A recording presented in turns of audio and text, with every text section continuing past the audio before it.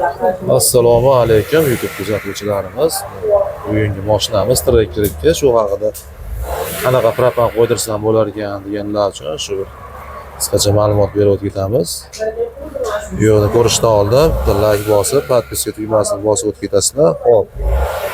Bu Tracker 2 Yevropa gazdan Avansi 32 ga to'g'ri elektron miyasini qo'yib beryapmiz. Ko'rishingiz mumkin. Avansi 32 ga to'g'ri OBD funksiyasi bor. Mashinani onlayn analiz qiladi. Chek-beklar, ortiqcha narsalar yonmaydi. Buni ko'pchilik Basico 24 ga to'g'ri qo'yishyapti. Unda OBD funksiya bo'lmaydi. Shuni hisobiga mashina 80 dan keyin siltalab chek yonib qoladi. Bu miyada unaqa bo'lmaydi. Hop, injektorlarimiz. Rain injektorimiz 2 ohmli.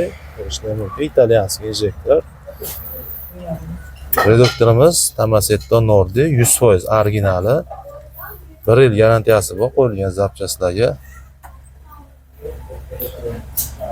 Chiqmasligiga maxsus terma trubkalar bilan qo'yib beryapmiz.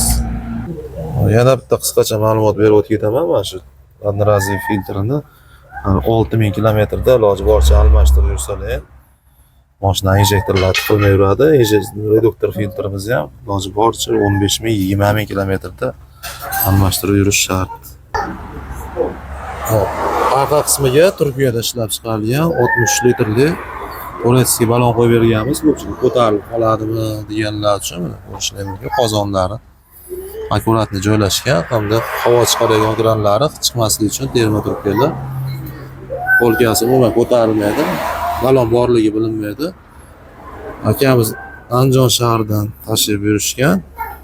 Xizmatlar bo'yicha nomer qoldiramiz. Kimga xizmatlarimiz qiziq bo'lsa aloqaga chiqarasizlar.